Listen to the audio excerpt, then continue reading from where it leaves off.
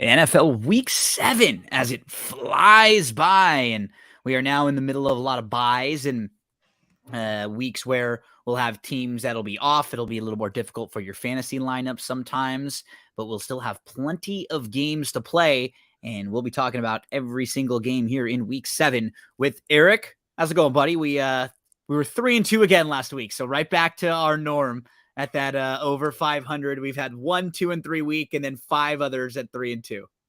You know what? We made money, and that's all that matters at the end. Yeah, I'm personally, I had a good week overall. I had my two losses. I watched the games. It is what it is. You move on, but up on the year, can't complain. I feel you and I have put in a lot of hard work, and we're making some money, and we're hopefully helping you guys make some money. So hopefully we can continue it this week. Let's do it again. Let's start on Thursday with the Saints at the Cardinals. Just a couple things to mention overall.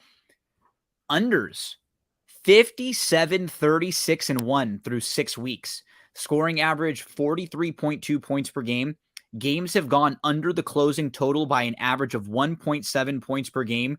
We have not had 1 week where more overs than unders hit. Not one so far. Week 1, unders were 11-5. Week 2, 10-6. Week 3, 9, 6-1. Week 4, 8-8. And then they went back the other way. Week 5, 9-7. Week 6, 10-4. Unders overall covering at a 58% clip. Underdogs overall this year are covering at a 58% clip. Favorites around 41%. How about underdogs of more than 5 points? 63% clip, winning outright more than 35% of the time. And from 2016 to 2021, so 5-year sample size, those 5-point underdogs would cover at a 49% rate and would win outright 21% of the time.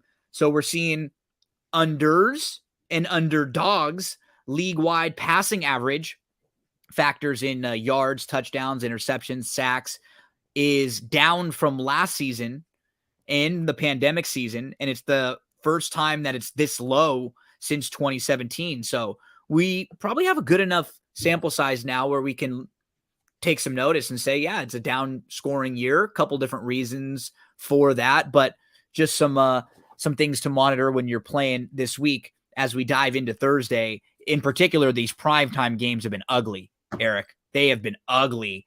The Thursdays, the Sunday nights. And this is another one where these two offenses haven't been fantastic. We have the Saints versus the Cardinals. So what number are we seeing? We're looking at Betfred right now. We're seeing around 2.5.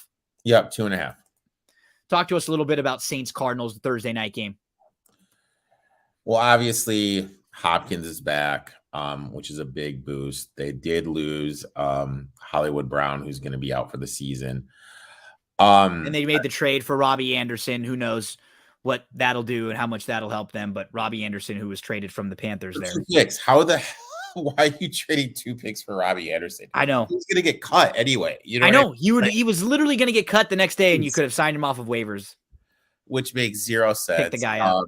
I really feel that Hop coming back is going to cut down in the production of Ertz. I feel Ertz is going to be kind of the guy that feels the production. I saw 2 interesting trends. One trend is Kingsbury against non-Super Bowl winning coaches. He's 65%. That's a funny one. Yeah. Which is kind of like weird to me. You know what I mean? Like, so if you haven't won a coach, he kind of is beating the coaches like he should beat, but he's like less than 40% against coaches that have won a Super Bowl. So like, you know what I mean? So that's a little interesting to me. I do kind of feel though that the Saints, now this is just me, I've rewatched that game once.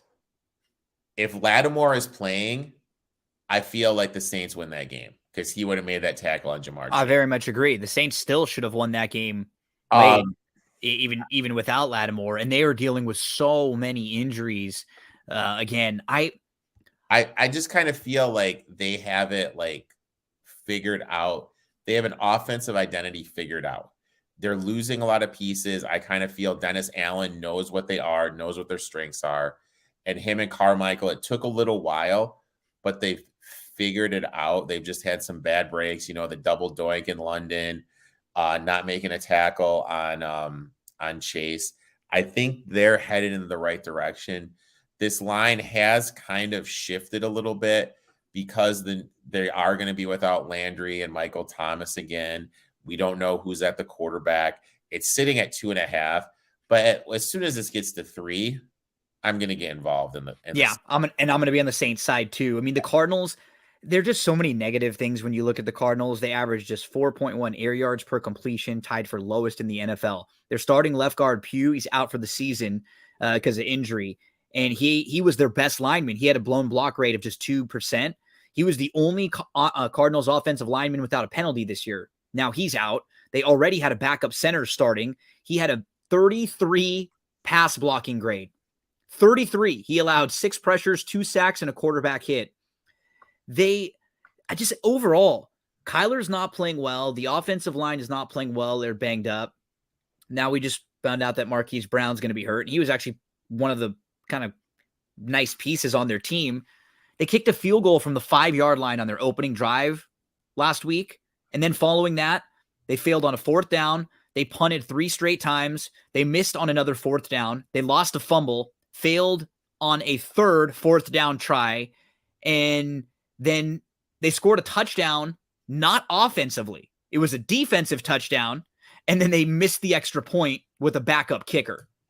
I mean, it was just miserable. Like, it was as bad as you could have. Like, Murray was missing throws. Offensive line was banged up and getting worse. The running backs were banged up. Keep in mind, last week, they couldn't score an offensive touchdown against maybe the worst defense in the league, if not the worst, the second worst, right next to only your Lions in the Seahawks. They're miserable. Anyone can score on the Seahawks, and the Cardinals couldn't. And they get behind early. They are 29th in first half offensive DVOA. Hell, they're 29th in overall DVOA. I mean, they're just not a good football team overall. Their games have gone well under the total points projections the last few. The over has not hit in one of their games for the Cardinals since week 1. I think I kind of like the under here too, Eric, on a short week. Again, it's not a high number, but if I was, I'm leaning Saints. I'm with you. I'm going to wait for a better number. Personally, if we don't get the 3, I'm fine playing the Saints money line in this situation. I really wouldn't have a problem with that. And I'm going to go for Kamara quite a bit. The Cardinals rank dead last in DVOA versus running backs receiving out of the backfield. I think this could be a really good Kamara short receptions game. He's sort of quietly had a couple nice games now. He feels a little bit healthier, and they're going to be missing a ton of pieces. So I'm leaning Saints. I'm waiting for the best number. I think under, and give me Kamara, maybe like some receptions and receiving yards. It's at 32. For receiving yards? Yeah. Yeah, I'll take that. I'm going to be looking. I feel they get D-Hop a touchdown. So if I get, like right off the bat, one of these plays to get what's his number? There I looked right now. Not up yet. So maybe like anytime touchdown for Hopkins. And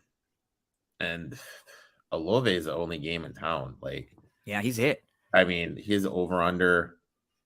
See, this is why you need, like, can I mention an app on your show or not? Of course. So the app I use that makes it the easiest thing in the world for me is BetStamp. BetStamp, because it gives you all the shopping. Well, I'm looking at it right now. There's one line that has his receiving yards at 65.5, one that has it at 59.5. So if like you want to be a legit gambler, you have to have this app. So that's you can 6-yard difference. Absolutely. That's huge. And that's the key is that we always go through all the games. We'll talk to you about what we think, but you'll hear whenever we talk about our bets, the numbers are always a key to them. We're not playing games where we're giving away a bad number where the number moved 4 points and we're on the wrong side of it, or number goes through like a key number and we're on the wrong side of it. You can like a game, you can like a team, but at a certain point you have to say, okay, you know what? That's too much. That's moved farther than I can accept. And that's why something like that really helps you. It just gives you, hey, look, here's where everything is. Here's your best line. Boom. go attack it if it's what you like. So that's Thursday night. We will also be doing a Twitter space on Thursday, 2:00 p.m. Eastern time, 11:00 a.m. Western time on the West Coast time on the Pacific Coast here. And we're just going to go about 15 minutes, just talk about the Thursday night game and any other plays that you have for the day. Eric and I have done this the last couple of weeks. So if you want to join us to hear a little more about the Thursday game, maybe we'll have any more updated lines or maybe an additional prop or two to talk about. And I got 2 DMs about that. Number one, they want us to give out if we're playing like the little millionaire maker that night. They okay, cool. A captain. Our captain and who else like we're playing. Cool. Be like, hey, this is my lineup. Cool. Hey, this or like this is who I'm avoiding. Like just stuff. So we can do captain or we'll do. Let's do this. Let's do captain and someone we're just avoiding. Sounds like a plan. 11:00 Pacific time, 2:00 Eastern time. Let's talk about the Sunday NFL games. Let's dive into Falcons and the Bengals here. So we have the Bengals as a 6.5-ish point favorite right now, over under 47.5 in this one. The Atlanta Falcons still undefeated against the spread, 6-0 ATS. We finally got that big game for Chase. 7 catches, 132 yards, 2 touchdowns. He did drop a pass, but he had 2 contested catches, a couple missed tackles, and he earned a really nice grade. Their left tackle, Williams, he struggled and he's banged up. So their offensive line hasn't been the greatest, and they're dealing with some injuries there as well. He let up 4 pressures, 2 sacks. He was beat by another defender 6 times. The defense gave up 20 points in the first half, but then they locked down, only 6 points in the final 2 quarters. They got a big stop when they needed. They got the ball back to their offense and gave them a chance to win the game late, which they did. Then on the Falcons side, man, again, I will give you props every week for them. It's not as if, I don't know if you've bet them every week, but I don't think we've been against them this year at all. And you were very high on them just being a better than doormat team, where they had been projected and ranked kind of towards the bottom, looking at a lot of their roster. But you know what? This team is 13th overall in DVOA. They're number 7 in offensive DVOA. They came off of a really good week for Mariota. He completed his first 13 passes of the game. He finished with the 2nd highest completion percentage of his career as a starter. He became just the 2nd player since 1950 with at least 2 passing touchdowns, 50 yards rushing, a rushing touchdown, and 1 or fewer incompletions in the same game. And this is a well-coached team. The only thing is for fantasy purposes, they've become kind of a tough team to own some of their skill position players because they don't throw the ball more than they have to. They love to just run the ball with Mariota, and they, because they have a solid defense, they can just run. And so and now they have like 3 different backs that are getting the ball a little bit. And so we're only getting a few receptions for Pitts and for London. It's just sort of hard fantasy wise, but real football wise, this is a solid team.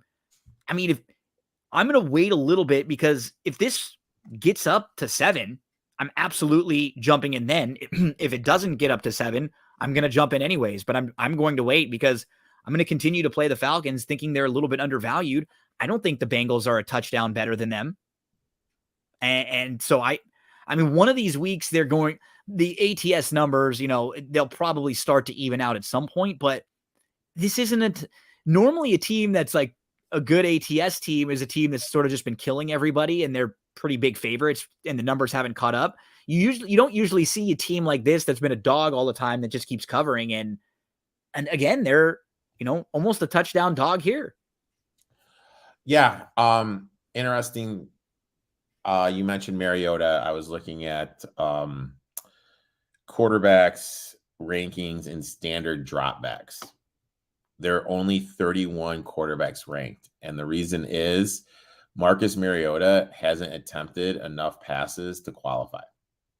All his passes are coming off RPOs or play action. Why is that? Because Arthur Smith is putting him in a position to succeed. This is like the best. This is the good version of what the Bears could be. Yeah. With a good coach and coach understanding what's going on. Yeah. You have Kyle Pitts and Drake London. Could you be chucking it to them all the time? Yeah. But are you playing to the strengths of your quarterback and giving your team the best chance to win? Absolutely. That's what's way more important here. And this team has been in all their games, and they could even have a better record overall than they do.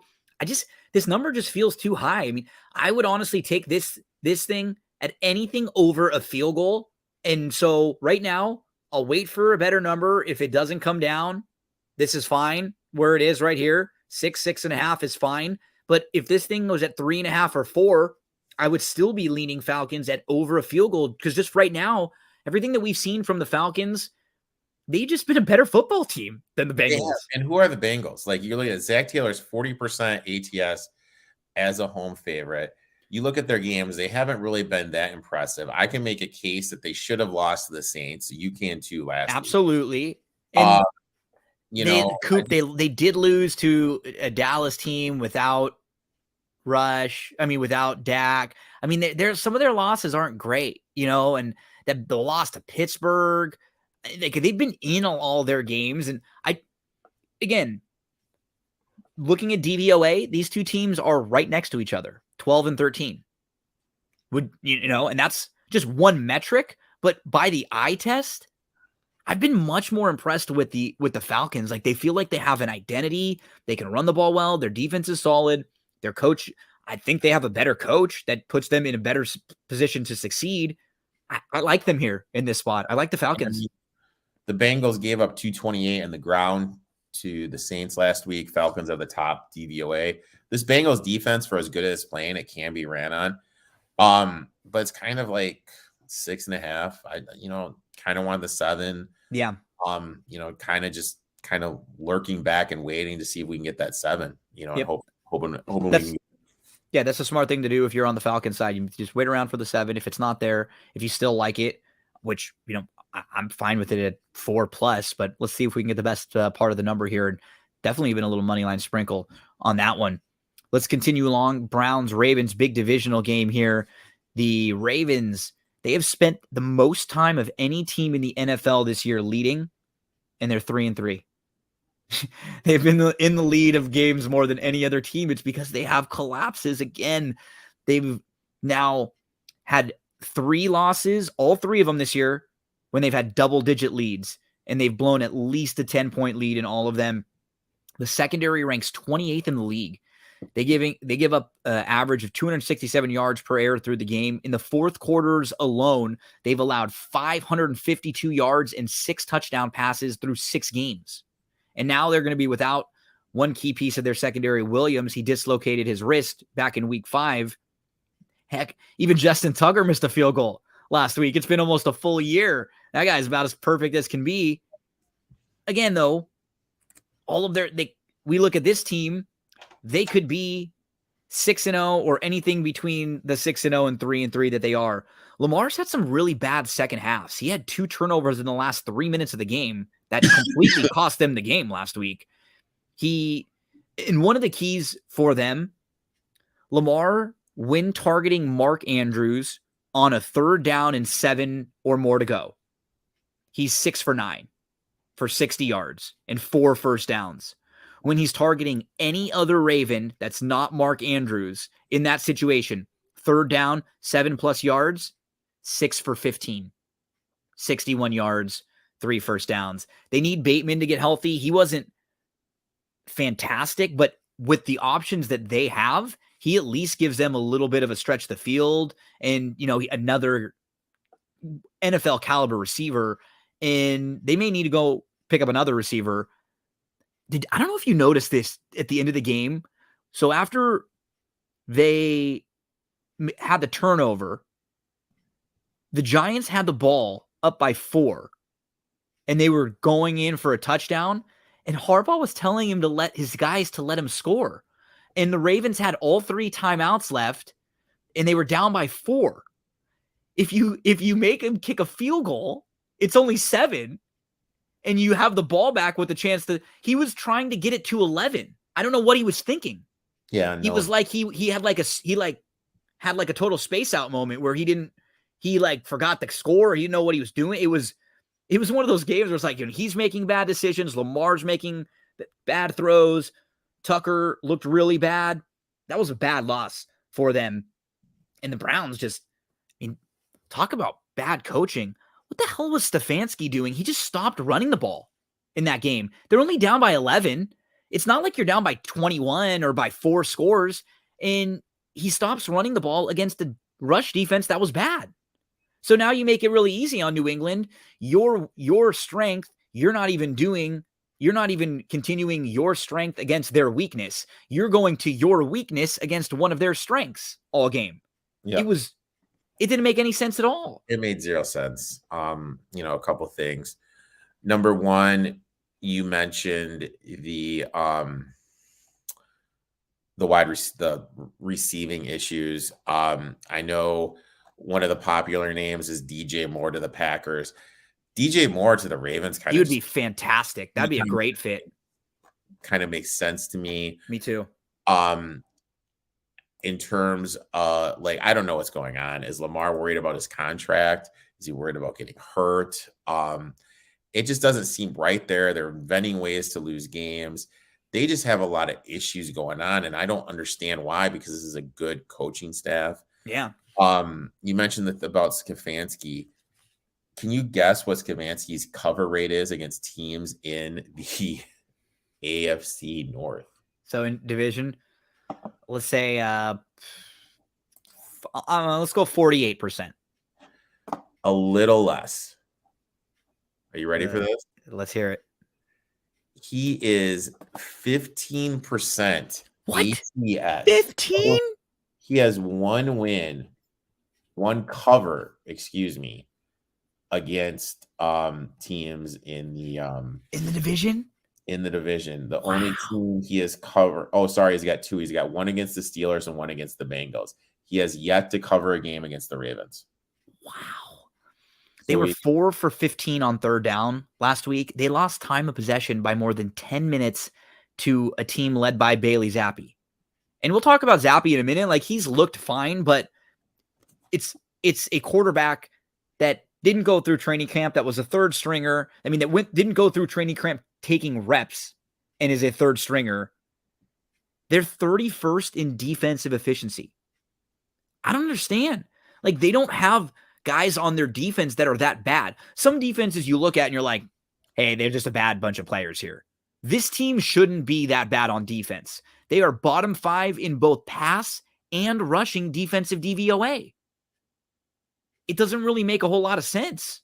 But I really feel like Garrett's missed a lot of time. Clowney's missed a lot of time. The it hurts them up front.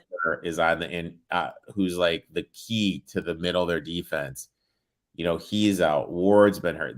Newsom's been hurt. This team, the one I love DVOA. Don't get me wrong. No, but they don't take and you don't take into account the injuries. Yeah. That's because that's something that's any metric that you look at will have some lot of strengths and weakness, some weaknesses or some sort of things that they can't build into their metric. And for them, it's the injuries are hard. They can only discuss it's impossible to build an injury. Grade what's on the field. But no, and that's a nice point. It's just I guess I've still been a little disappointed from in the one that we keep coming back to, obviously, is the Jets game, where it just feels like maybe the wheels fell off for them. But I don't around this number, I don't really know what to do in this particular. I'm a little surprised with after how they lost last week. That Wolf, their DC, wasn't didn't get fired. Yeah, I'm a little bit surprised, a little bit shocked like that. This is a big number, and I look at it for a division, right? Stefanski hasn't done anything to show me that he could cover against Harbaugh. And who are the Ravens to be laying this big of a number? I want nothing to do with this. I agree with you. See, Chubb, he only had he didn't have that many yards last week, but his yards per carry were 47. No, or 4.7, excuse me. And it didn't make any sense. It's, like I say, you're down by 11, but you're playing against a team that's bad defending the run, and you are such a good running team. Just keep running the ball, try for a little bit more, and they gave up on it. And I'm with you. 77. Yeah, I'm staying away. Here. Let's get to your Lions and the Cowboys next. So Lions coming off the bye. Is Dak coming back or one more? Or are we waiting more? That's the thing. If you think Dak if you like the Cowboys, you got to play the number now because I believe Dak is coming back. He's been practicing. If you like my Lions, you gotta wait because I really feel like once Dak plays, like we're already starting to see some 7.5 pop in the market. It'll go up. It's going to go up. Yeah. My thought process is this, and I gave this one out on Tuesday on my stream. We've talked about it. You and I have talked about it before. The Eagles are one of the most physical teams in the NFL. Looking at this season and the last 2 seasons, teams that have played them the following week are 32% ATS. If you look at this season and just last season, 30% ATS. Physical team in the trenches. They're beat up. They're just a worn down team the next game. McCarthy as a home favorite, 43% ATS. Lions are 5th DVOA. They're getting Swift back. The one weakness of the Cowboys defense is stopping the run. Getting Swift back is another weapon. It's going to open up the run game. And we kind of saw like what the Eagles did. Now, granted, they had more of an RPO system, but they ran a lot at Parsons. I think the Lions may try to look to do the same thing, run a lot at Parsons. I think they're going to be able to move the ball. St. Brown is healthy, which is another weapon for the offense. And I really feel that Dak hasn't been playing. And this could lead, I think this is going to lead to some timing issues. If they get down. Totally agree. I think he could press a little bit. And this is also crazy. Jared Goff playing indoors. Are you ready for this? 72% cover rate. Yes. This is not surprising to me. This guy, because what ends up happening is he's better than people give him credit for. He just has some glaring weaknesses, which one of them was the last time we saw him play, right? In New England, right? Yep. When they got beat outdoors against a Belichick type team. He's a California boy. He doesn't do well in cold weather, and he's not as good outside. He's fine when the conditions are good. Like Jared Goff is the type of guy who can hit targets. Yep. He is good, and he is a good thrower of the ball. He just has a hard time with pressure and some tougher situations. I like the Lions in this spot too. I think coming off of you have the Cowboys team who had their big week last week. All of these guys have got up for the entire time that Rush has been quarterback too. Like all of the linemen, the backers, the secondary, all these guys have played a little bit over their head, giving a little bit more, knowing that, hey, Dak's not around. Let's just play awesome defense. Everything's been flowing great for the defense. But now you're going to start to find a few cracks here and there. And Dak will come back and they'll be a better team with a higher ceiling than with Rush. But I agree with you. It's not as if he's just going to come right in and be, I just don't expect him to just be right back to midseason form. That left side of the offensive line, that was finally starting to show some holes too. Tyler Smith and left guard Connor McGovern, they combined for 8 pressures and allowing 4 other pass block losses. And it was a good moment. It was a good time for Rush. And now, you feel actually pretty good about him if he has to be your backup quarterback and come into a situation in the middle of a game where Dak got hurt or in a big game. At least he's got some reps now. But every week when there was more film on him, he became less and less of a guy that really looked good when you dived into the numbers, Eric. He was coming off his lowest graded performance as a starter, no big time throws, 3 turnover worthy plays. When they had the lead, very good. 7.2 yards per attempt, 1 touchdown, no interceptions on 57 attempts. When they were trailing, 5.8 yards per attempt, 2 touchdowns, 3 interceptions. So just showed you that he was able to orchestrate a nice little stretch for them when the defense played well. But I like the Lions in this spot too. So seven's your number, right? Anything 7 or over, you're okay with? Yeah, I mean, but the thing is, it would only drop if Rush played. Completely agree. You don't need. So I wouldn't need on the Lions just because my thought process is this: I really feel Dak is going to play. With me, my thought process, I do too. Going to play. I could see this sniffing the 9. I think this is kind of like. Totally agree. This could be right in up to 10, closer to 10 even. So I think the number is going to rise up. So I'm just going to sit back and hypothetically, once news breaks, I'll hear it and I may miss out and get a 6 or a 6.5, but Cooper Rush laying 7. Come on, Yeah, laying 6. I'm still fine. I'm not. So this is just a wait and see. Put it in, I Sunday, completely agree. Saturday afternoon, Friday, whenever it's announced. With Dak, 7 would be the number that I would still play. Like if it stayed at that number with Dak, that would be my buy-in. If Rush was playing, I would play this number at anything like, 4 or 5-ish. So yeah, I agree with you. You don't need to feel rushed to go dive in and play this game. You can wait a couple more days, I think. And let's see how the Lions do off the bye. Let's get to Packers and the Washington Commanders here. Man, I've got some crazy Packers stuff. Aaron Rodgers on passes 20 plus yards in the air. He has a 27% completion rate. That ranks 31st out of 37 qualified quarterbacks. There's only 32 teams, but he's 31st out of 37 qualified. One of the hosts of the Locked On Packers podcast, he said he had a really great quote, which I thought was funny. He said, he's playing like a quarterback who publicly feuded with his team, choked in the playoffs before mulling retirement, didn't believe he could help the team by coming to spring ball, and then spent the summer doing more podcasts than me, which was the host of the Locked On Packers podcast. I thought that was a great little like quote from someone who covers the team all the time. This is just not a good football team right now. I mean, honestly, like you look at a lot of the metrics, they're not good. They're number 20 overall in DVOA. They had 278 yards of net offense last week, which was down from only 301 yards the week before. They were 4 of 16 on third downs. They were 1 of 4 on fourth down. The Jets blocked a field goal and a punt. So that means the Packers are number 30th in special teams DVOA. The Jets averaged 5.4 yards per rush last week. So now overall, this defense has given up 4.9 yards per rush over the entire year. They are dead last in rushing defensive DVOA. Opponents have outscored them 40-12 in the fourth quarter. They rank 19th in third down conversion rate. They're just 2 of 8 on fourth down so far this year.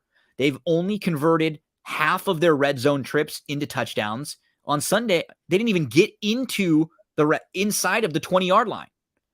Offensively, they're only averaging 6.2 yards per passing play. That is 23rd. And only 4.3 air yards per completion. That is 29th. So it's not all negatives. Major strength. Their defense allows a league low 26% third down conversion rate. So that's a positive for them. They're able to get off the field and get another possession and give the offense the ball again. But Dillon dropped 2 passes. He earned a 58 rushing grade last week. And Eric, it sort of reminds me a little bit of what happened with the Raiders, where the last couple of years, when you look at all the Raiders, a lot of their picks, their draft picks, most of them aren't even on their team. A lot of these guys got in trouble for off the field stuff. When you look at the Packers, there are 9 picks over the last couple of years, and 2 of them are average to above average starters so far this year based on how they've played in their 6 games. I mean, they just have good players that aren't producing right now. And it's really simple. Their receivers dropped 5 of 34 catchable passes on the day. And they come into this game favored again on the road by a pretty sizable number. They were favored in their last 2 games by 7 or more. They lost both of those games straight up. They're 8-13 against the spread the last 21 times they've been favored by 7 or more. I can go on with all these negative Packers stuff. They have scored 14 or fewer 3 times in the first 6 games. That's only happened one other time in Aaron Rodgers' career in any 6-game span of his. I don't really mind Heineke that much, Eric. I really don't, but this number is definitely moving in the Washington direction. Talk to us a little bit about this one. So what does it say when everyone thought Wentz was going to play and it opened up at 5.5? And now it's drifted down to 4.5 with Heineke. With Heineke. So it kind of shows you this is my thing. Now I admit the Packers on offense, I still don't understand when I rewatch that Giants game with how much the Giants struggle To stop the run. defending that, but they also just struggle defending screen passes and running backs coming out of the backfield. Why Aaron Jones wasn't a bigger factor in the offense? They were just throwing bombs. It was so weird. It made no sense. It was I just just really don't understand what's going on there. it's funny because Hackett, who has been miserable for Denver, they don't look as good without him there. And I'm not saying he was the reason there, but it is funny that their offense looks terrible and that guy's gone to Denver and they look terrible over there too. But there is, it's just kind of, it's just hilarious that who knows if he had anything to do with it, but man, I can't remember.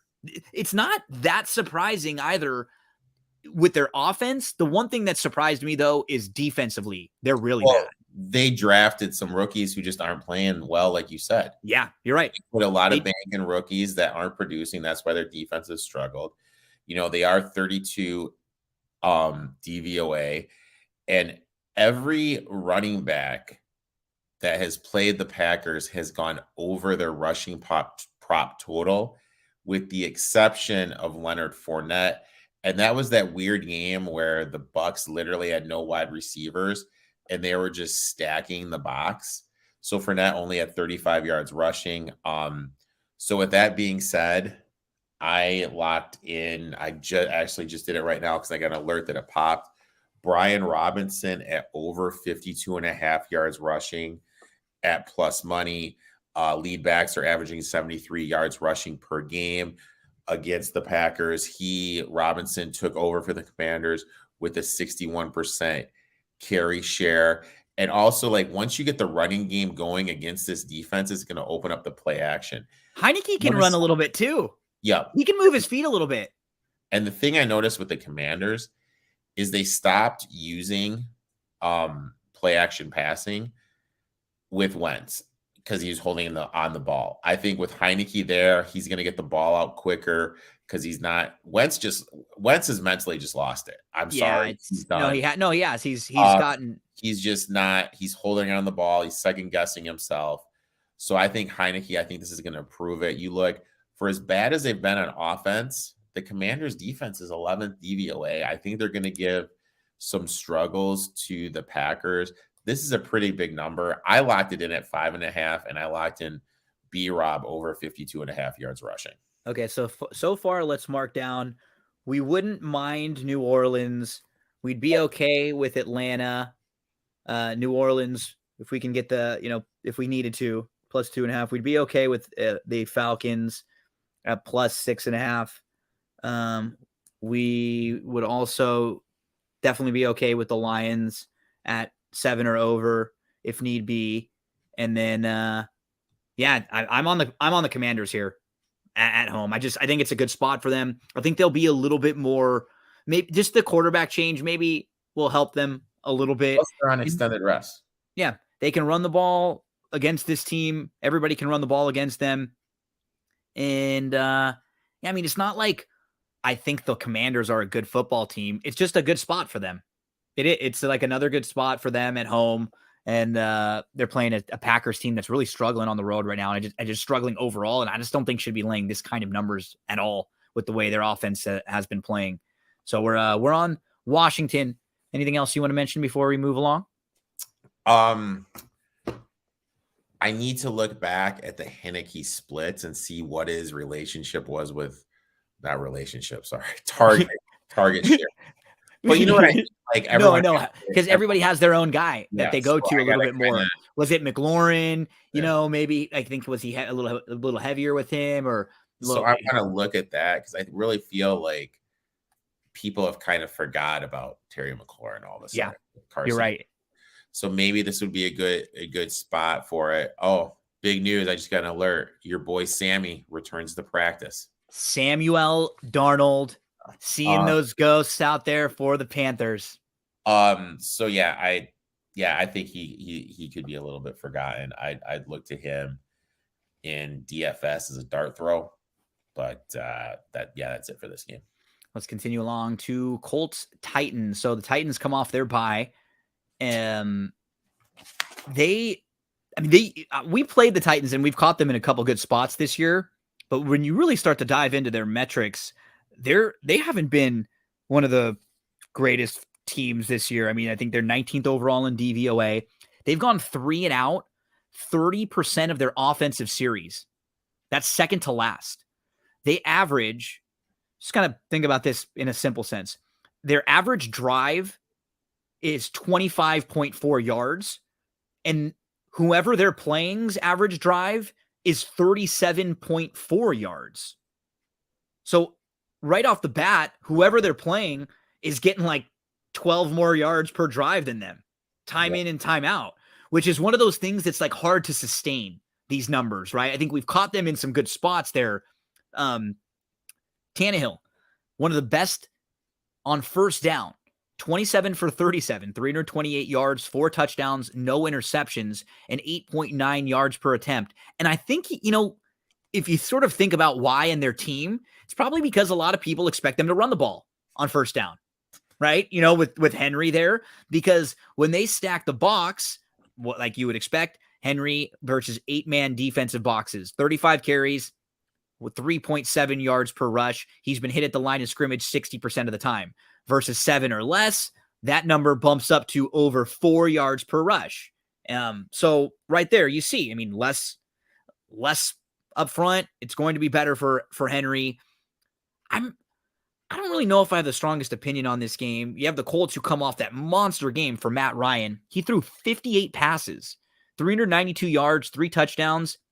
This is the 6th game, but he had his 2nd big time throw of the year based on Pro Football Focus metrics. It was just his 2nd big time throw. Pittman was a monster, 134 yards, 13 catches, 2 contested catches, 5 explosive plays.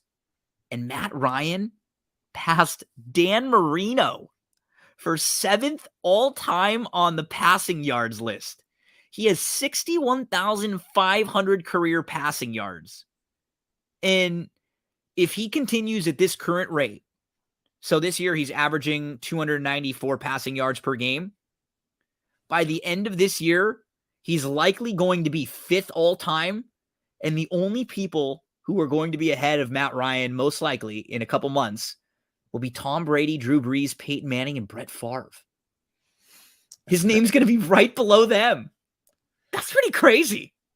Well, the thing with Ryan is last year, the last 2 weeks, those are games they lost with Carson Wentz. They played absolutely putrid. 100%. It's Denver. Ryan looked like dog crap. And son of a gun, they won the game because he put him in a position to win the game. Put him in a position. They won the game last week.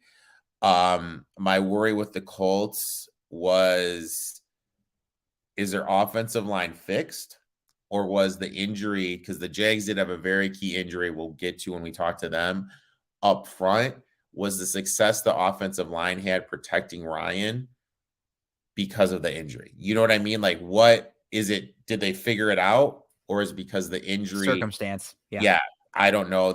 We can kind of tell from that. Vrabel, he's 43% against the spread as a favorite. He's kind of like Tomlin. You know what I mean? When he's a favorite, he doesn't rallies the troops, the rah kind of stuff. But it's just, there's certain coaches that just year after year take these teams that when you look on paper, they should not be this good. Well, like I said, just like the metrics that I was reading right there, right? Like not with exactly with what you read about, 25 yards average drive. They should not be as good as they are, but he's just such a great coach. He's putting them in a position to play. And that's the type of teams that you want to bet when they're underdogs and not when they're laying points, or, in those situations, because then it's harder for them when they're not quite as good. They have less of a margin for error. Right. And so this game kind of feels like a stay away for me. It's a stay away. I mean, we don't know what's going on with Shaq Leonard. We don't know what's going on with Jonathan Taylor. Colts offense, putrid. 31 overall, 30 passing, 32 rushing. Tennessee 29th DVOA defending the pass. Is Ryan's success going to continue? I kind of feel like it's DFS 101 after a guy has a big week. They're going to be overvalued. Pittman's going to be over-owned. Maybe look to play Pierce this week because he's going to be a little bit under the radar. But you're right. If this gets down to a pick, I'm going to be at Tennessee. If this has got up to a 3 or over, I'm going to be on the Colts. But right now, I want absolutely nothing to do with this game at all. Totally agree. As we continue on to the Giants and the Jags. So we have the Giants 5-1. The Jacksonville Jags. Gosh, doesn't it feel like forever ago when the Jags were like the darling team? Just a couple weeks ago when they went into that game against Philly. Now they're 2-4 after 3 consecutive losses. The Giants have a couple fun little tidbits. They've trailed in each of their 6 games, and they have 5 comeback wins, which leads the league this year. They scored 14 points unanswered in week 6 to beat the Ravens. 3 of their 5 wins have come in games when they trailed by 10 or more points, which ties for the most in a single season in Giants history. Barkley, this is really cool. He's leading the league with 771 scrimmage yards, and he has 616 rushing yards. Coming into this year, his last 15 games, he had 627 rushing yards. In a 15-game stretch, he has 616 rushing yards this year in 6 games, and then he has another 160, all like total yards. This team is fun to watch because they're not really great at anything. They're 23rd in total offense. They're 15th in total defense, but somehow they've outscored their opponents 87-49 in the second half of games. They score at the right time. They make the big plays. I don't know how much you can sustain it, but it just goes to show you what really nice coaching can do for you. All of their games have been 1-possession games.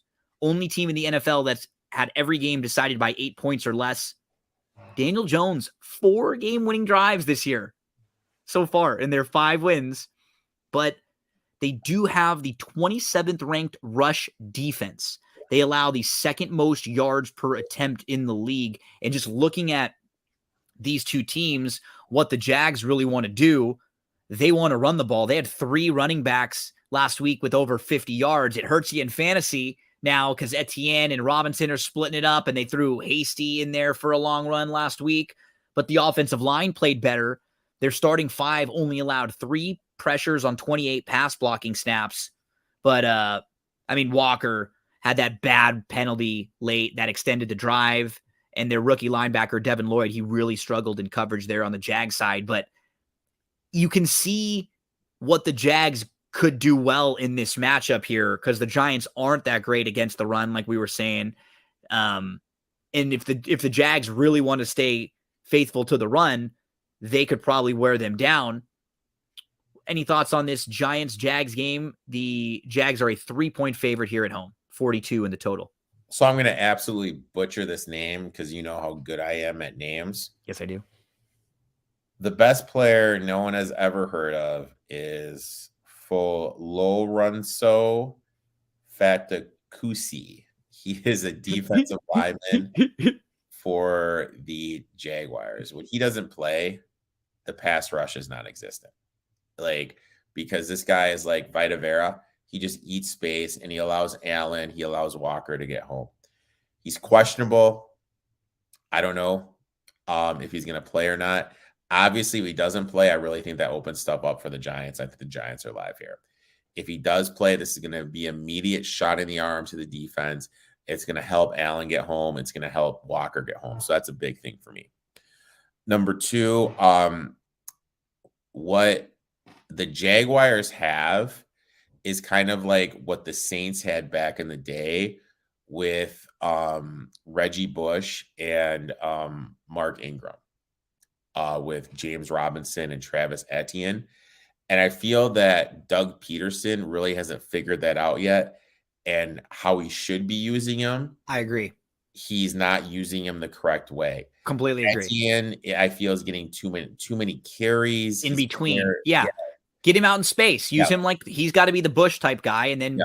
James Robinson right between the tackles and like in, red, like 10-yard line and in, your battering ram to punch it in. And like you just look at the games they are winning, the games that they're playing well, that Robinson is the alpha dog in that backfield and getting the majority of the carries. When you Eddie is not a between the tackle runner. He never is. It helps everyone when you start with Robinson that way because Robinson wears their defense down. Yeah. And then it'll help for Etienne even later in the game to give him options when you have a tired defense to break longer runs. So I agree with you. They're both talented and you want to use them both, but just he hasn't quite figured out how to use them yet. Yeah, I have no idea like what he's doing or what he's thinking. And I am not going to lie. I'm doing absolutely nothing in this game. I don't totally agree involved into it at all. So I'm just kind of sitting back. One trend though is the last 16 games, Giants 15-1 to the under. Okay. I like that one. 15-1 to the under. Yeah, pure pass for me. Giants do struggle covering the rush.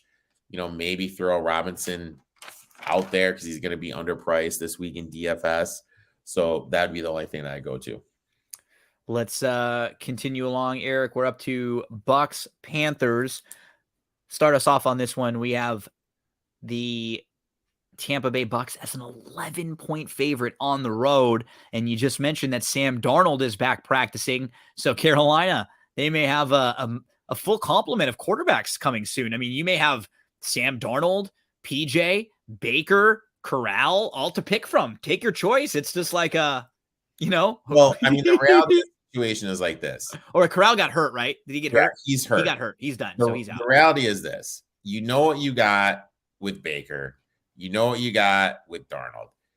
There has to come a point in the season where you let Corral get a little run to see what you have with him. Absolutely. You just have to do it.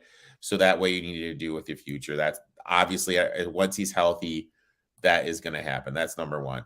Number two, I mean, how in the world can you play this game on any side? I can't whatsoever. I can't. I mean, I sure would not be laying 11 with Tampa on the road for a team.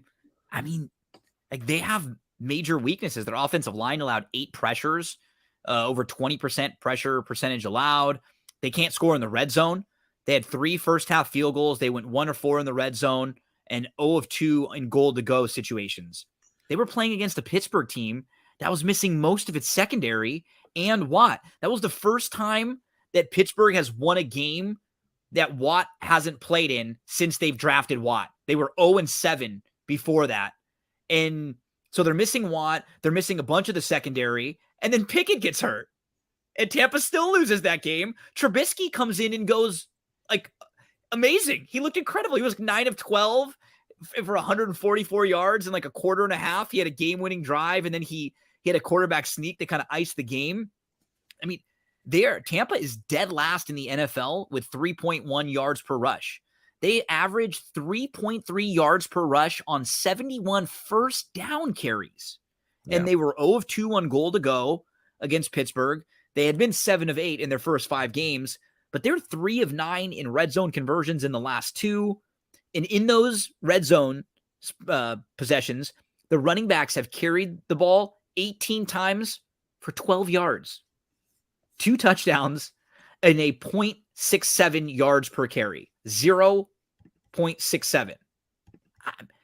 I can't, there's no way I'm laying this number with them. I don't know if I can play the Panthers, and Matt Rule's out of there. Then Robbie Anderson gets kicked off the field for them last week. The teams are just in shambles with what's going on and everything. One interesting thing is this. Christian McCaffrey had, what do you have? He had this, it's 80. Wait, he had 6 of their 18 targets. He had 69 yards rushing and 89 yards passing. No other player on the team had more than 22 yards individually. So he had 158 scrimmage yards, and the rest of the team combined had 54. Yeah. And but my point is this. This is either the new coaches saying, "Hey, this is our guy. This is how we're going to win. We got to go to him," or they're purposely just giving him all these touches just to kind of showcase him to hope to get more trade value. Absolutely. Either way, it's probably worth maybe throwing into some. I mean, he's always towards the top, but if he's that's getting, guess how many running backs on FanDuel are priced more than him? 3, 4. See, that's way. I mean, he's always head and shoulders above. Henry, Chubb, all priced above him. He's playable at 8,700. I think he's kind of playable this week, just because of them trying to force him the ball and everything. Tampa has their issues on defense. It just defensively, it just hasn't been right. That is Bowles being away from the defense and coaching the whole team now, taking away from it. Obviously, Arians there being the glue, keeping everyone together. Him not being there is showing. You have Tom Brady yelling at his offensive line. This is just a bad thing. It's 11 points. This is really tough. But at the end of the day, and someone asked this question in my live stream on Tuesday night, and let me ask you this. Their question was this: for the next 2 weeks, what was the question? He goes, do I just keep fading the Panthers in Survivor until they beat you? Yeah, I mean, no, until he doesn't have a team. Yeah, until you can't, who is just anti-Survivor, anti-Panthers. That's probably not like a question. And I kind of like, as much as I hate doing it, like taking road teams, taking divisional, I just don't see a world where a Sam Darnold or a PJ Walker is going to beat Tom Brady. No, and not Tampa coming off a bad loss like that too last week, right? Because they'll bounce back and just be a little bit sharper and play a little bit better. So I agree with you. That's not a bad. I would have no problem with playing against Carolina the next couple weeks. Because I mean, Survivor. They play Tampa, then they're at Atlanta. So I mean, I don't know. It's just kind of a thought process, because I mean, we're all getting down to like the last couple weeks. Yeah, it's be smart. So we continue on to where we're going next. Texans, Raiders, a couple teams coming off a bye. So we have the Raiders as a 7-point favorite in here, and I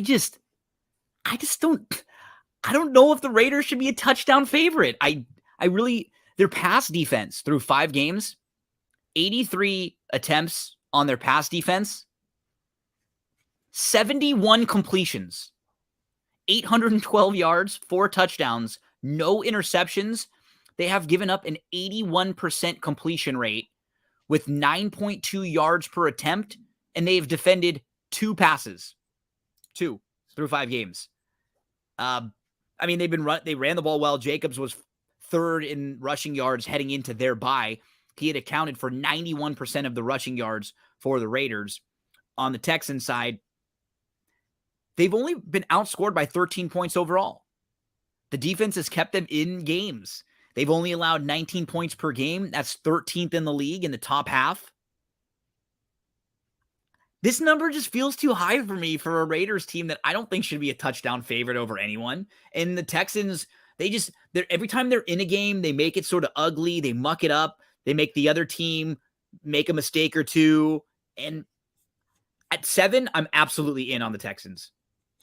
Yeah, I already locked this in at 7. I have a couple things that I'm going to look at. Number one, obviously Josh McDaniels been a coach for about 2.5 seasons now. So I feel that is a good enough sample size to kind of start looking at this stuff. 38% as a home favorite, not covering. Derek Carr, 36% as a home favorite. And then I always ask because what I do is I always kind of jot down my rankings and kind of be like, okay, this is what not rankings, but spread numbers. This is what I think this is going to be. This is what I get to think this is going to be. I did not have this close to 7 at all. No, 4, 5, 4.5. Like that's where I am.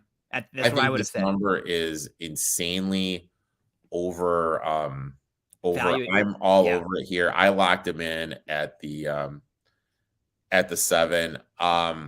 But I am going to do this, even though this does sound completely counterproductive to what I just said. I'm going to play Josh Jacobs rushing yards over. I mean, Texans give up the most rushing yards per game to opposing running backs. Josh Jacobs is the alpha in that backfield. He's leading them in that backfield in carries, routes ran, targets, absolutely everything. So all those fantasy sharps that said he was done and Zaire White was taking over, congratulations to you. I'm going to play some Josh Jacobs rushing props, and then I'm going to be on the Texans plus the 7. We move to Jets at the Broncos, and we heard that Russell Wilson could have a serious injury. The Broncos, so we'll come to this. I was going to say, right? Who knows? The 4 games they've had in primetime so far this year, they've scored a total of 52 points in those 4 games. They have scored 7 touchdowns in 6 games so far, the Broncos. And now they're on short rest. They're 2-8-1 ATS in their last 11 games on short rest. And you have a Jets team who's playing really well. They're 3-0 on the road this year. They've outscored their last 2 opponents 67-27. Breece Hall is leading the league with 6.4 yards per touch entering Sunday's late games, so for total yards. Their defensive line sacked Aaron Rodgers 4 times. They had 5 tackles for loss. They held Green Bay to just 278 yards on total offense and 4 yards per play. And it's kind of a little thing, but this is a reason why the Jets have been able to win a couple games, maybe extra so far this year. They're 3rd in special teams DVOA. They had 22 yards allowed on 5 punt returns last week, and they averaged 12.9 yards per punt return, and they rank 4th in punt return yardage. So just right there, last week, they blocked the punt, blocked a field goal.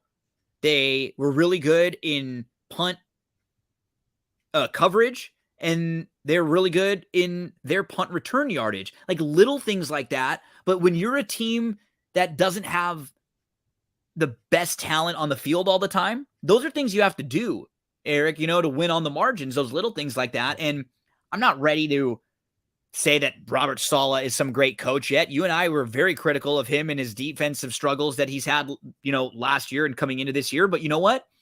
The last few weeks, they've been in situations that were good for them, and they did what they were supposed to do in those games. They put away the teams that they were playing. They won, and they are right now 4-2. I mean, some people may have thought the Jets would win 4 games all year long. So I think regardless of what happens moving forward, great start for them. And they're in a really good spot right here. I mean, this is basically a pick'em game now. Yeah, I mean, I look at it like this, okay? Last week, they played the Packers for some reason, who elected not to take the pie after the London game. Terrible against the run. Hall ran over them. Week 5, they played the Dolphins at home, who were playing their 3rd-string quarterback. Ton of injuries on defense. Still had a chance to take the lead in the 4th quarter, but Sanders missed a field goal. Wheels just fell off after that. The week before, they beat the Steelers, who didn't have Watt, and also Pickett played the majority of the game with getting no first-team reps. During that 3-game winning streak, here are the defenses they played. Packers, 28th DVOA. Finns, 29th DVOA. Steelers, 22nd DVOA. Don't get me wrong. This Denver team has 1,000,002 issues going on. But their defense is one issue. They're one of the best defenses in the league. They are number 2 DVOA defense. This is by far the best defense that Zach Wilson is going to play against. I think he's going to struggle. And do we really live in a world where Zach Wilson is going to be able to go back-to-back weeks winning a game in Lambeau Field and Mile High Stadium? I don't think so. As soon as this got down to 1, I locked it in because I really believe Wilson is going to give it a go.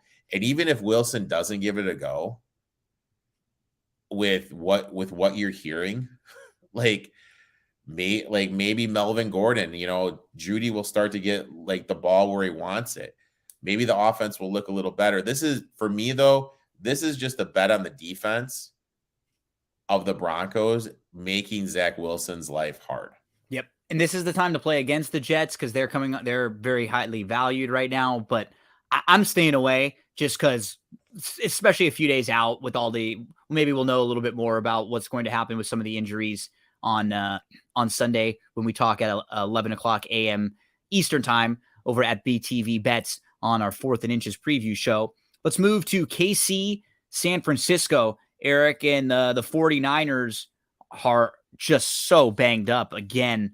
Kinlaw, Mosley, Bosa, Armstead. Now their right tackle, McGlinchey, is hurt. Their safety, Huanga, who's been awesome, is hurt. Ward got hurt in the first half.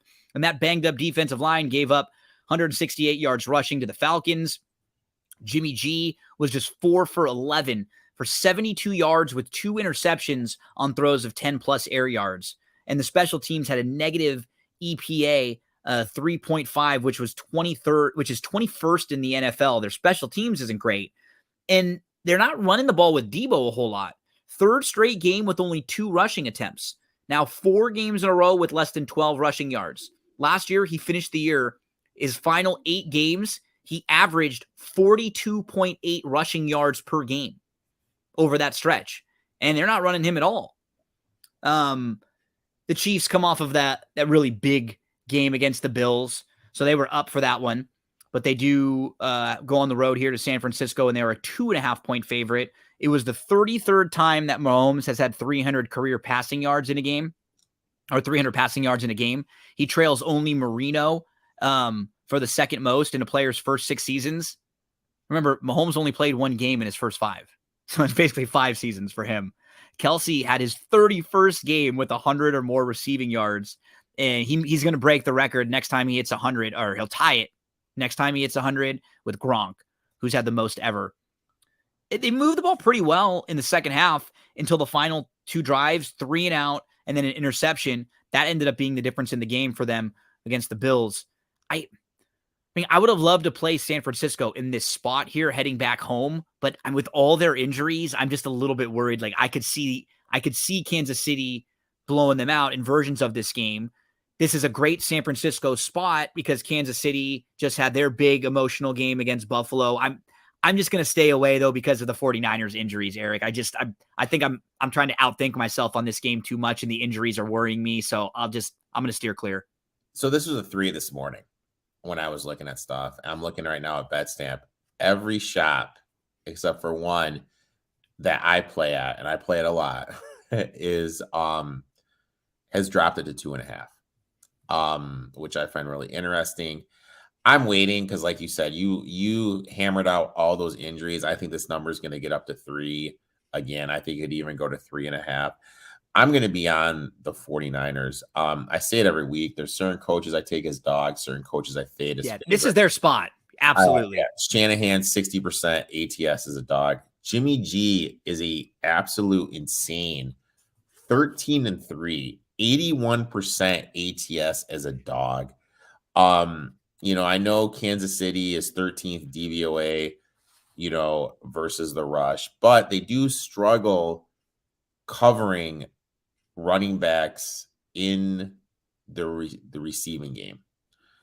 I wonder if they're going to line up Debo more in this game back there, use him to get the ball lined up as a running back because of the linebackers and everything. Because you're not going to have a cornerback cover Debo when he's lined up as a running back, if that makes sense. The injuries do worry me a lot, but I just kind of feel it's the spot and it's the number. And my boy who taught me everything says it all the time. There's certain times if you're going to do this professionally, you just have to make this bet. And this is one of the times where if this gets to 3.5, you have to take the 49ers. It's the only play.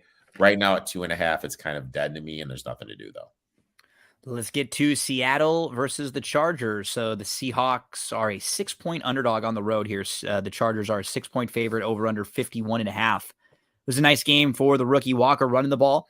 He had 97 carries or 97 yards, 21 carries, scored a touchdown, also 2 receptions for 13 yards as a receiver, forced 10 missed tackles, rushed for 5 first downs, and had 63 yards after contact on 17 rushing attempts. The offensive line allowed 14 total pressures, though, against the Cardinals. 3 went for sacks. They've got a really good rookie cornerback. He was a converted wide receiver. Woolen leads the NFL with 6 takeaways and 4 interceptions.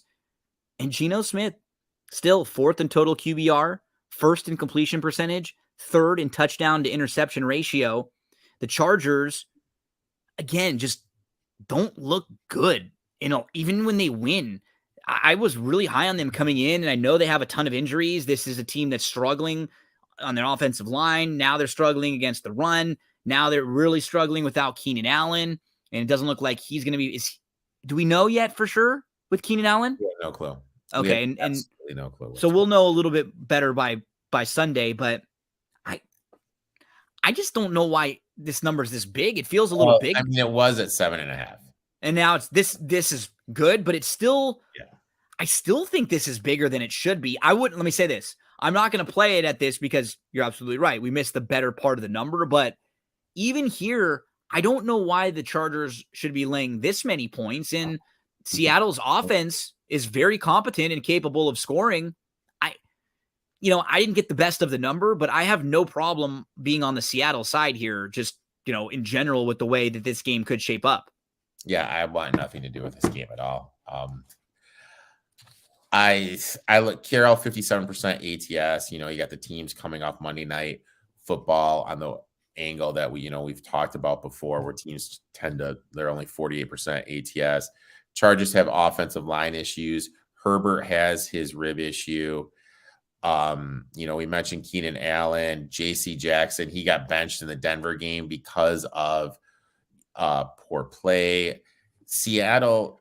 Here's my thing though, I kind of feel right now Seattle is playing over their heads, if you will. I agree. I don't think they're quite as good, but regression. Kenneth Walker, I thought when you gave that Kenneth Walker thing, you're going to play the sound clip. How I said last week on here, he fit better in their running scheme. It was perfect. So maybe look at his props. I don't know. I just kind of feel that there's really nothing you can do in this game. I don't want anything at all to do this game. There was a question though asked during my stream, and I thought I would ask you this to see what you thought. Seattle to make the playoffs is sitting at plus 800. I know. That's not a bad, just think about who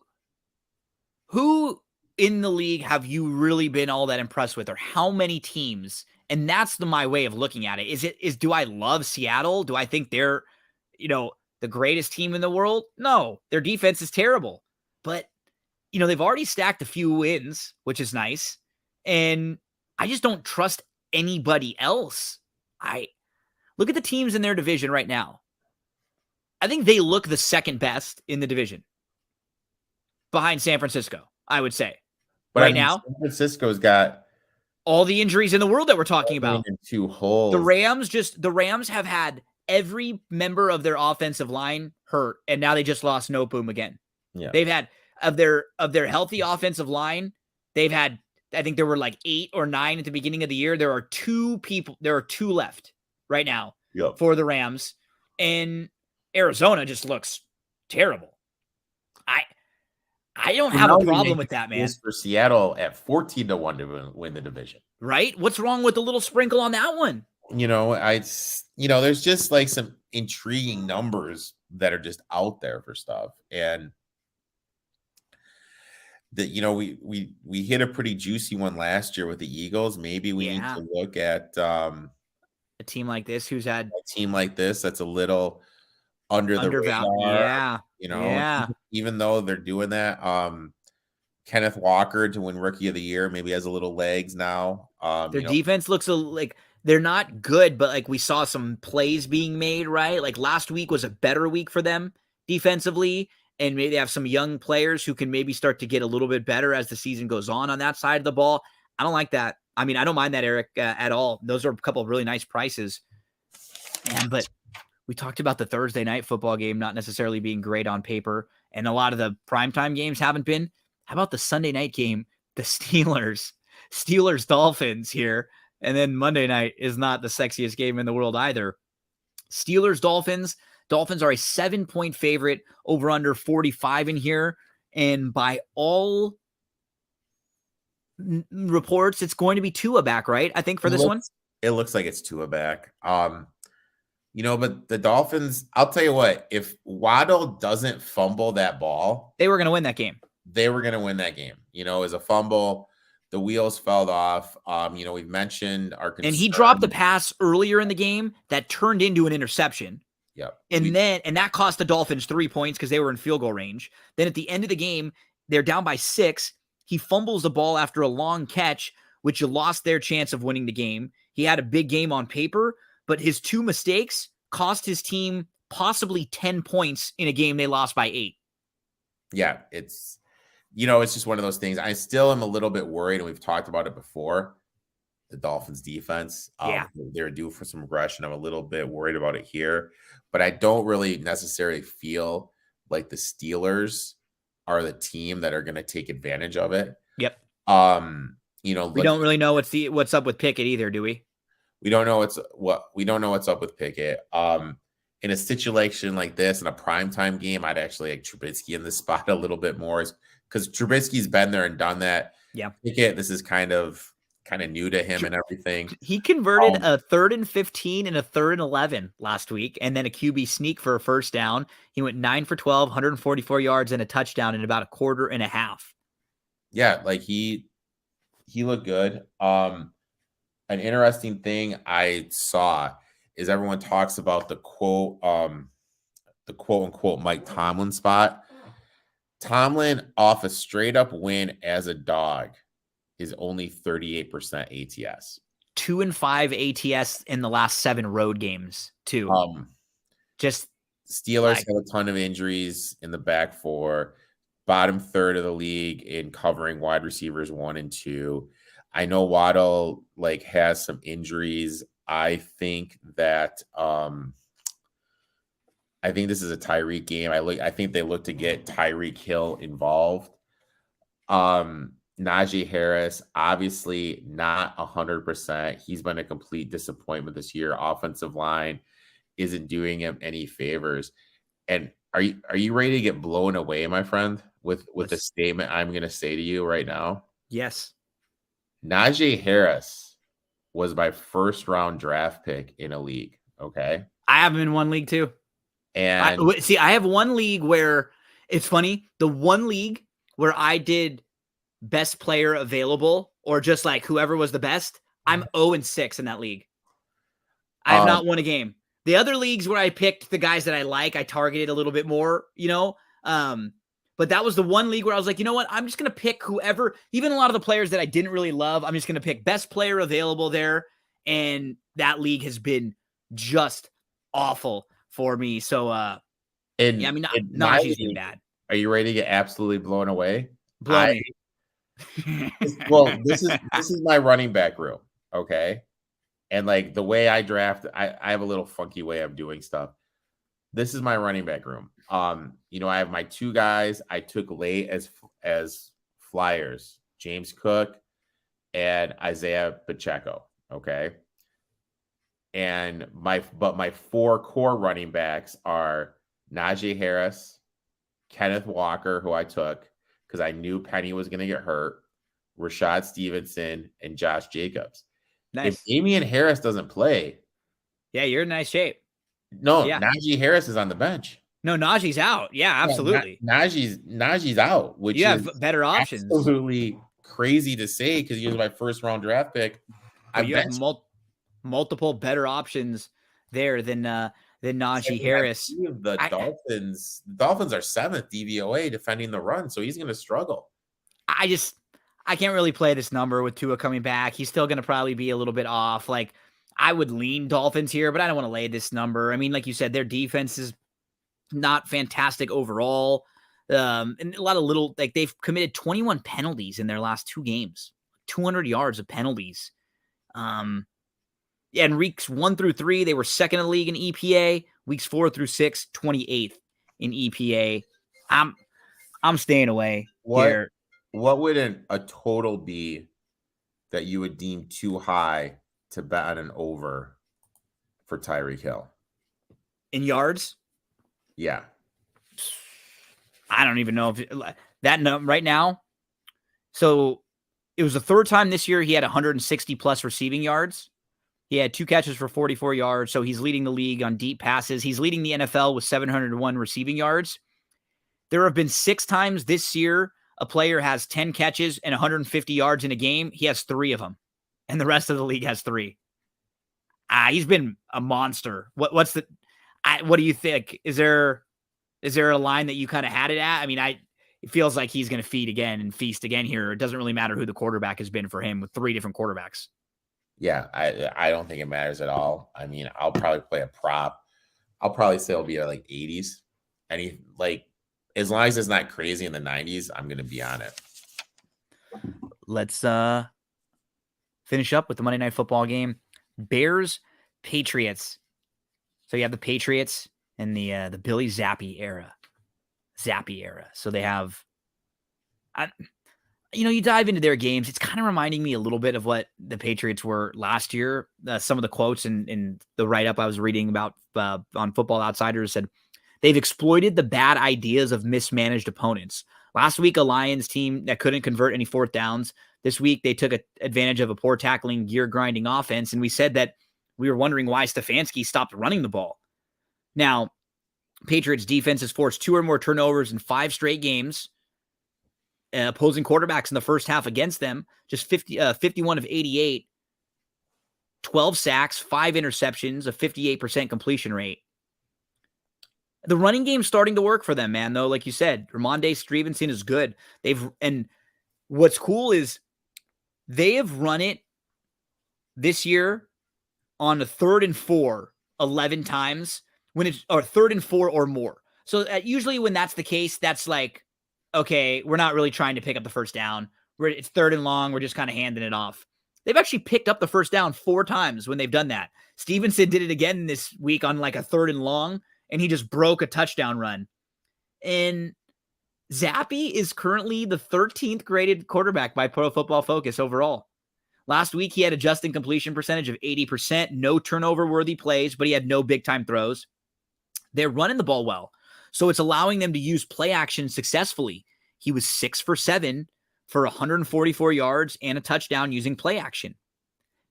He became the first rookie to win his first 2 career starts and have 100-plus passer rating in each of those games since Sonny Jurgensen in 1957.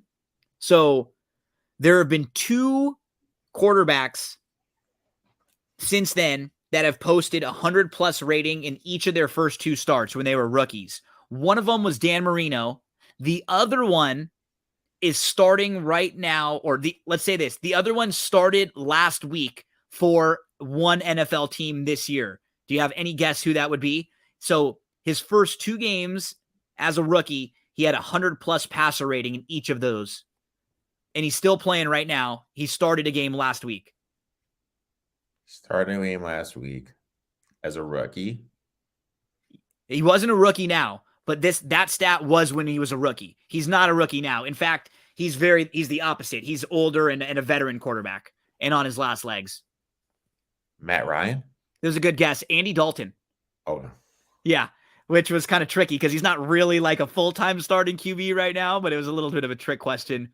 The weakness, though, for this Patriots team, they're defensively, they're very good against the pass. They're 7th overall in defensive DVOA, but they're 26th against the run.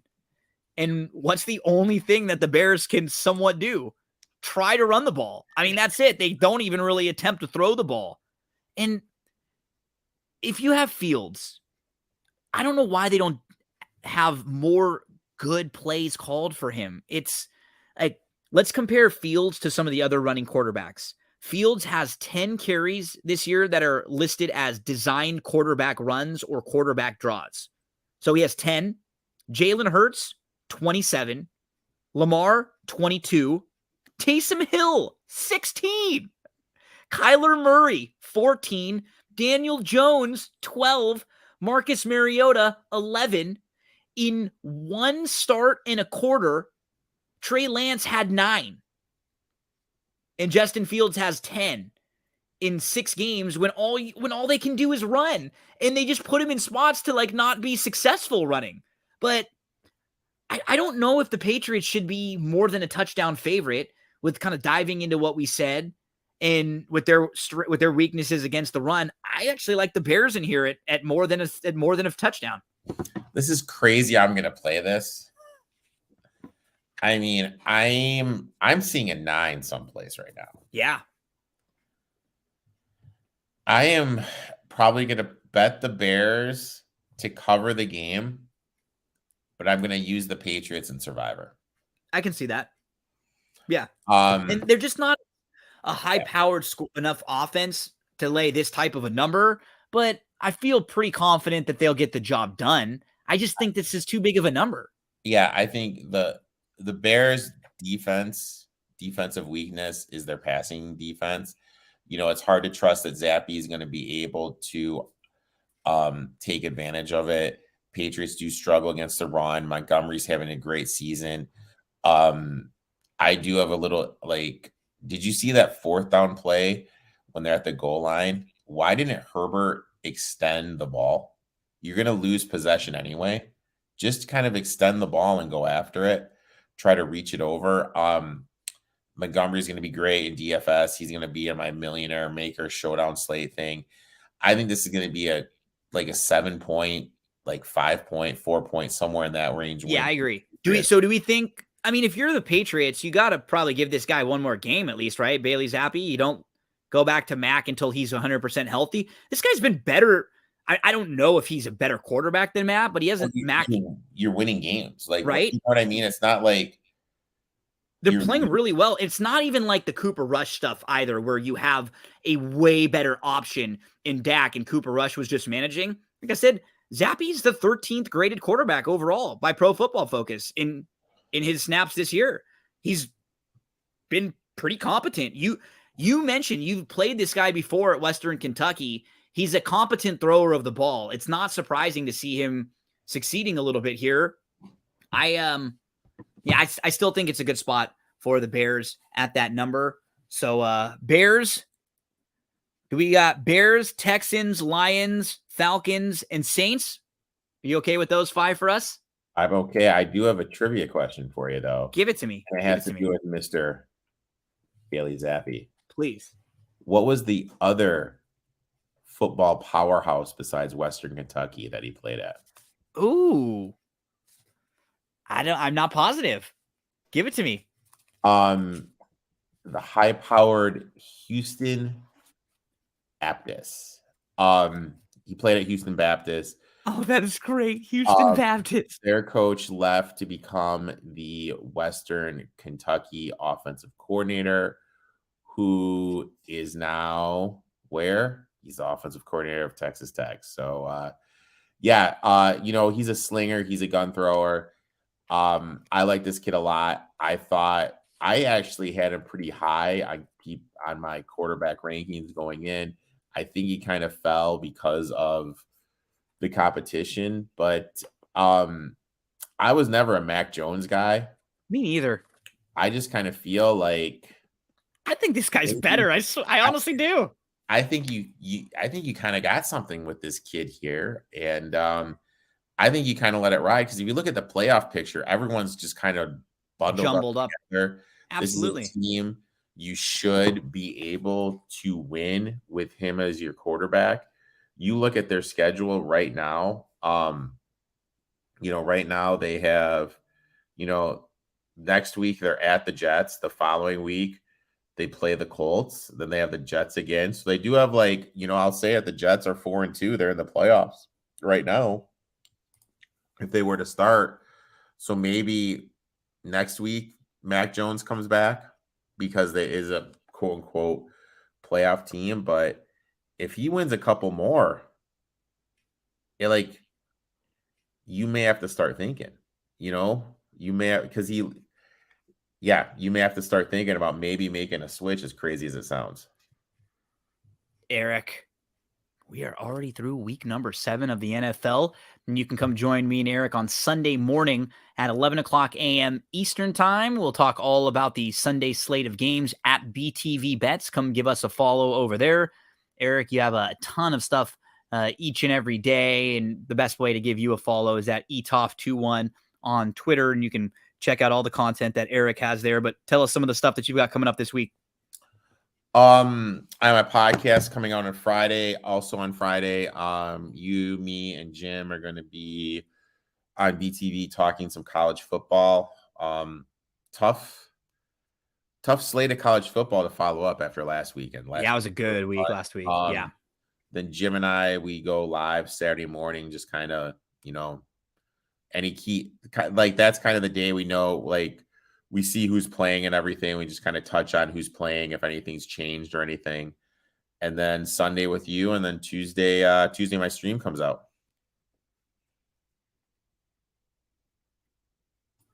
Man, it's sad times right now as we get close, because this is that part of the year where you start looking, it's like, man, we're about halfway through almost. We have a couple more weeks and we're at the halfway point of the NFL season, but we'll be here with you every week to talk about every single game, to get you all set up and all prepped. And Eric, my friend, thank you so much. Good luck to you this weekend. Look forward to talking to you again in the next couple days. Give Eric a follow. Give us a follow. It's me, Gino B. Make sure to download and subscribe and share the podcast around with all your friends. Anyone that likes to play football, likes to bet, likes to take anything seriously. Let them know that even if it's a TV show or a wrestling recap, we dive into it. We deep dive it. We give it that serious treatment always. Good luck this weekend, buddy, and I'll be talking to you over the next couple days. Sounds good, my man. Folks, stay tuned. Still a lot more to come.